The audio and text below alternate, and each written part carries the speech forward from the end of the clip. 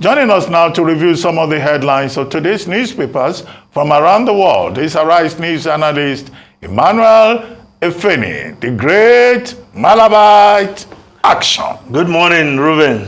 Good morning. Good morning, Rufai. You know what came to my mind when I saw you? You are the great Malabite Odidigbo Igbo. That's somebody's title, please. Rufai, the man who wants to open the womb of time today. Yes, we'll start the review with this day Nigeria's newspaper of record. The lead story, Buhari hands over transition documents to Tinubu, Bestows on him GCFR, Shettima, GCON, says he ran good race, finished his course as president, charges president-elect, incoming VP to lead with wisdom, courage, compassion, reiterates former Lagos governor has experience, capacity to lead country, Tinubu to Buhari. Wherever you are, be it Daura or Niger Republic, expect knocks on your doors. Says he's aware of the enormous responsibility ahead of him. Yes, the transition in full gear. Yesterday, the transition documents handed over to President-elect Bola Ahmed Tinubu, and of course being charged about the enormity of the work ahead of him when he assumes office on Monday, May 29. Of course, you should know better. We've all been in this country. His party, the APC, has been in power for 8 years. He knows the shortcomings where the outgoing government has not done well, and they are very glaring for him to deal with. And we just hope Bola Ahmed Tinubu, GCFR, will hit the ground running. No excuse, because he's been part of the party that has been in power for the last 8 years. We expect him to know where to plug the loopholes, where to pull the plugs, and ensure that the engine of state works very well for the good of the greater number of Nigerians. Now, also reporting that story, the Nigerian Tribune newspaper, I will not disappoint Nigerians. Tinubu, Buhari confessed GCFR, GCON on him, Shettima, yes. And, of course, above the masthead, what we will remember Buhari for, Nigerians speak. And they started highlighting the following: lazy youths. Yes, it was President who made that statement somewhere outside the country. Longest ASU strike in Nigerian history. Twitter ban. Naira to buy Naira. Railway, of course, there were improvements in the railway system. Some friends of mine happily travel to Ibadan these days by train with their family, something they never thought of many years ago. And of course, border closure, one of the highlights. Border closure that brought pain without any gain. Of course, banditry, which is still raging in Zamfara, in many parts of the country. Second Niger Bridge, of course, just commissioned, and that, of course, to the credit of President Muhammadu Buhari. So, the good, the bad, and the not so ugly are also part of the Buhari legacy, according to the Nigerian Tribune, speaking to Nigerians. Now, the Vanguard newspaper, I know extent of task ahead won't fail Nigerians. Tinubu, of course, below the photograph, in the front page of the Vanguard newspaper, rate of killings worrisome. Southern Middle Belt leaders. Yes, this is also bloodstains on the path As President Muhammadu Buhari leaves office, people are still dying. In the last couple of weeks, over 130 people killed in Plateau State alone. And Benue too. yes, of course, Benue too. Benue. On the 22nd. Yes. So these are things Nigerians will also remember the president for. The Daily Independent newspaper, around a good race, have finished my course. Buhari confers highest national honor on Tinubu. Shettima, president-elect, vows not to disappoint Nigerians. Buhari, yes. I think this has become a familiar phrase now. I ran a good race. Finished my course. Buhari, somebody who has some pastoral touch, making input into that speech, because that, clearly, the statement made by the Apostle Paul when he finished his course, one of the erudite apostles in the Holy Scriptures. I ran a good race, I finished my course. So yes, President Buhari can say that. And of course, the womb of history will be open in the fullness of time. Though the likes of Rufai Oseni wants to open that book right now. Now, the Business Day newspaper, debt outstrips education, health per citizen under Buhari. Yes, 8 years after he came into office, President Muhammadu Buhari is leaving Nigerians with a debt burden per head that outstrips the combined spending on education and health. Official data compiled by Business Day shows that Nigerian debt burden per citizen has grown astronomically. Yes, these are part of the Buhari legacy. The good, the bad, and the not so ugly are part of the mix. The Guardian newspaper, yes, 8 years after, vanity of rich talent. As football declines, team sports wobble without laurels. Of course, looking at sports performance in 8 years of President Muhammadu Buhari, only a couple of weeks ago, we saw the Golden Eaglets crashing out of that age grade tournament, the tournament that Nigeria once colonized, winning the first edition and a number of other editions along the line. Of course, records were set under the watch of President Muhammadu Buhari. Toby Amosan, of course, she set a world record. You cannot take that away. But of course, when it comes to football, the number one sport in the country, Nigerians have had a lot of heartache, headache. Yes, sir. Yes. And do you blame that on the president or those who decide to sack a coach who qualified Nigeria for tournaments with a couple of matches to spare and bring in a Nigerian coach and expect us to do well? Well, is the president. The buck stops at the table.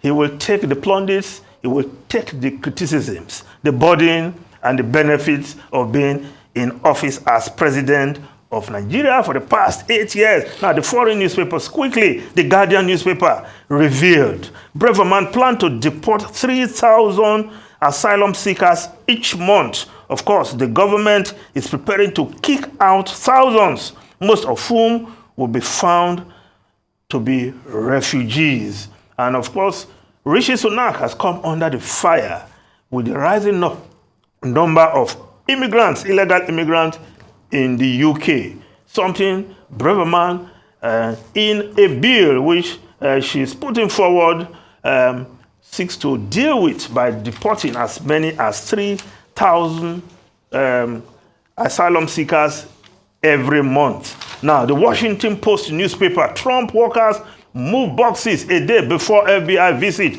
2 of Donald Trump's employees move boxes of papers a day before the early June visit by the FBI. Of course, FBI agents and prosecutors are coming to the Florida home of Donald Trump to retrieve classified documents in response to court subpoena. Of course, the timing that investigators have come to view was suspicious. Of course, alleging that there is attempt at obstruction by Donald Trump. Trump and his aides also allegedly carried out a dress rehearsal for moving secret papers before his office received the subpoena. Yes, the Washington Post is reporting there. But the other story in the Washington Post, Biden and GOP appear closer to deal on debts. Of course, 2-year plan takes shape that will raise the ceiling to include spending limits.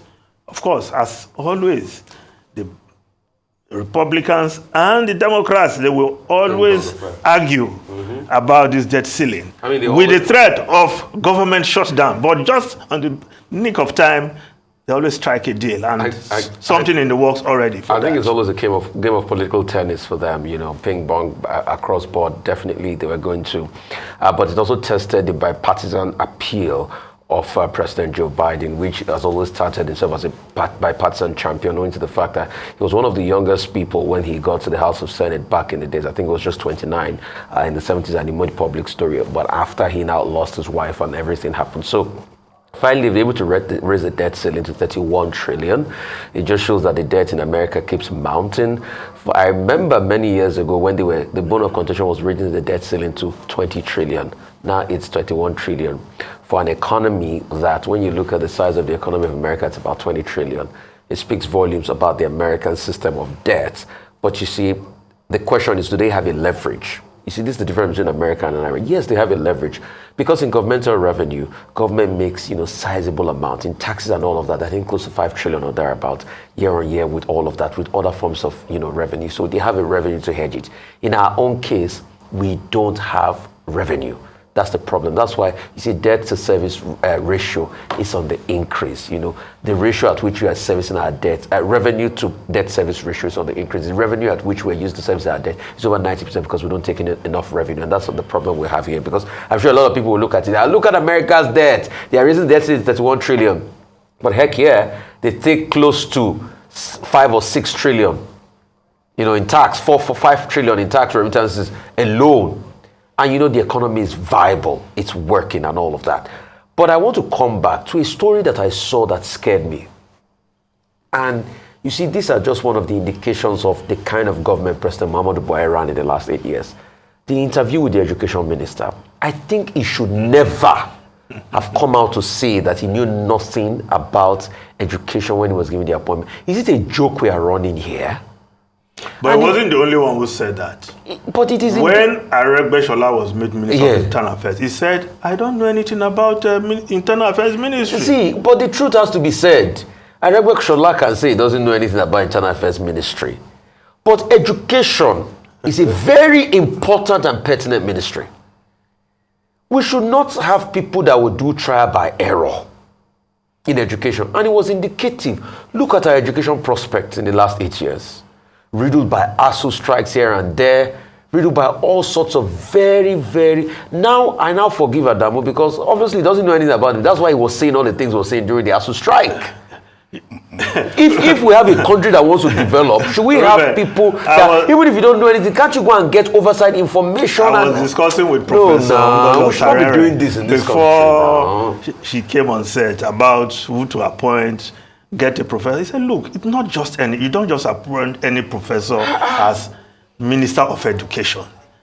That person has to be somebody who has the grasp of the education, who has not just any professor or you appoint. And she made that point yesterday. Yeah. Truly. But Minister Adamu has in fact done much better than other persons who have occupied that position of Minister of Education. For a fact, we can say that it was under his watch that JAMB, the Joint Admissions Matriculation Board, which used to be a center for all kinds of shenanigans, became a profit-generating, revenue contributing, revenue generating agency under Professor Ishaq Oloyede, who works closely with Minister Adamu.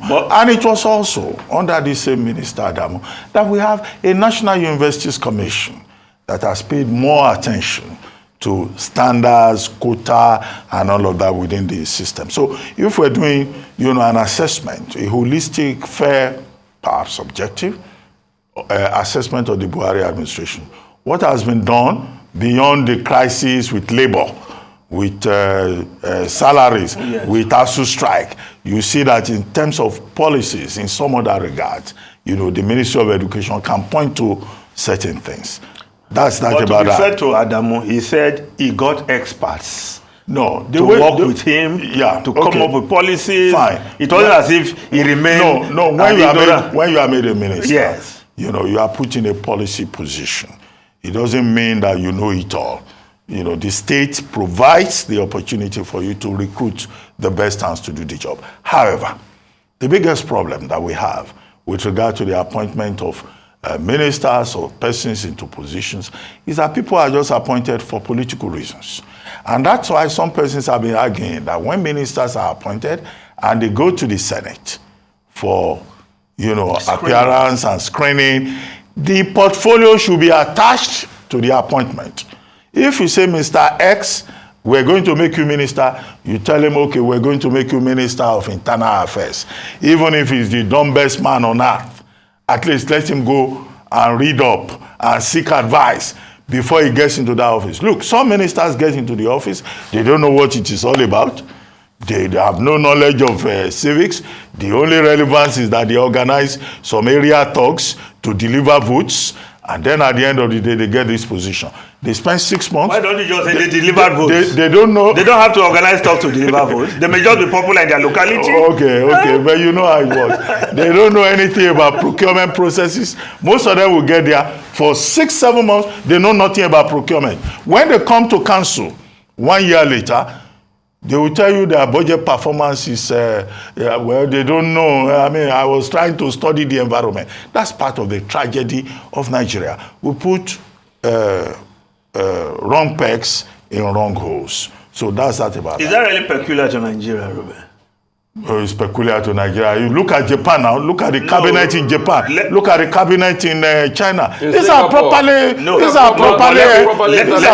educated Let me people. also draw your attention. Not somebody just jumping with no education. The first Secretary being of given State, positions. the first Secretary of State under Donald Trump, where was he brought from? He was the head of Mobile.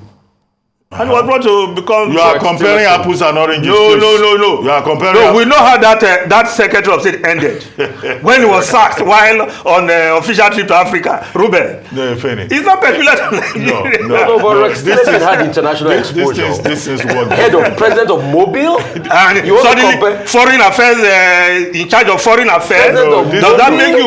You don't know that a multinational A company... multinational But company? you know how it ended. With misspeak, and eventually he was sacked while he was on a trip in Africa. A multinational corporation is an important part of the international ecosystem, relations and international diplomacy. No, Rex, what it is. However, Rex, I wanted to talk about Braverman. Yes. Yeah, you refer to the... Suella Braverman. Yes, she used to be Attorney General. She's now Home Secretary. You refer to the illegal migration bill that is going through Parliament at the moment.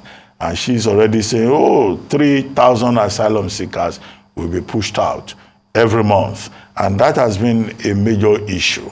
And there are MPs, members of Parliament, who are accusing the Conservatives, the Tories, of incompetence, complete incompetence in terms of how they have handled immigration.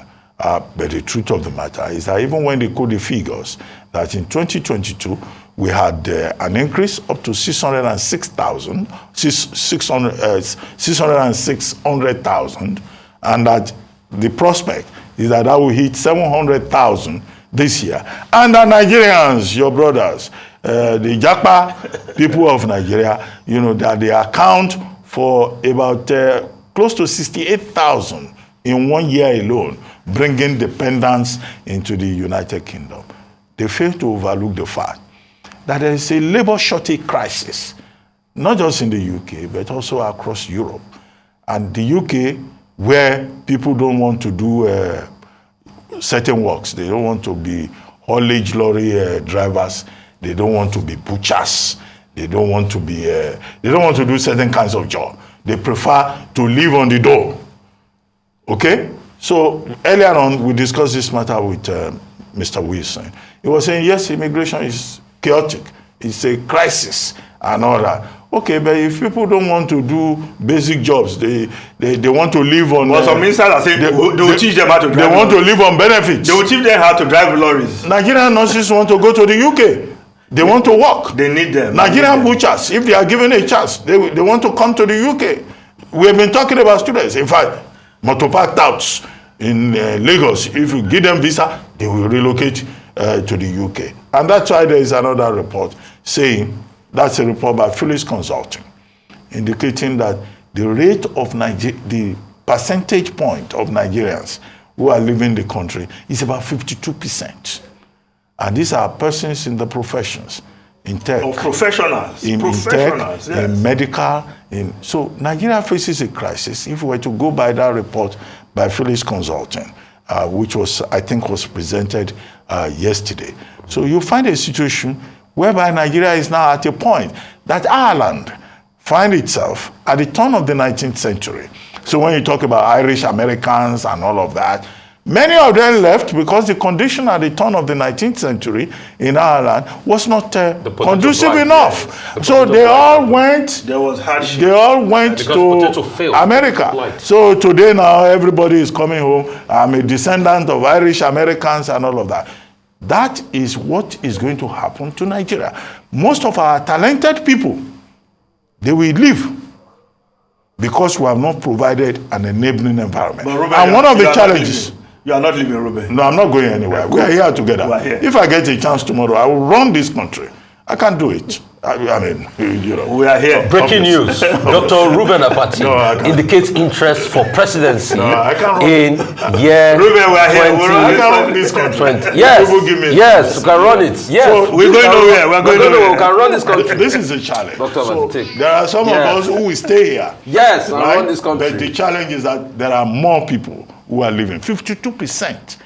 That's about half of the talent pool of Nigeria. Talent pool that is, of Nigeria. It's alarming. It's alarming.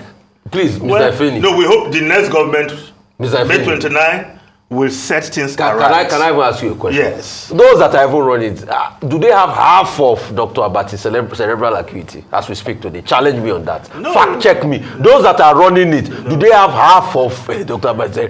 No, Dr. Abati. I don't want to compete with my fathers. Dr. Abati. When it is my time. What primary school did you go to? You are still talking of when it's your time. Dr. Abati, what primary school did you go to? No. At least I know your primary school. I know your secondary school. No, I did NYSC. You did NYSC. And I know your university. I know all your degrees. Stop the wabules. Stop the wabules. We want to buy each jollof rice. Somebody I know in primary school, I said, I would rather support him. Ruben, it's okay, Rufai. Everybody, you have the right to edit your biography to suit your purpose. I don't think that's a crime. Okay. Okay. But you don't have the right to tell lies. But you people should stop this, please. We are waiting for Monday. And Nigeria must move on. We'll focus on the issues of development of the economy and how all of us can work together. Thank you very much, Emmanuel Efeni.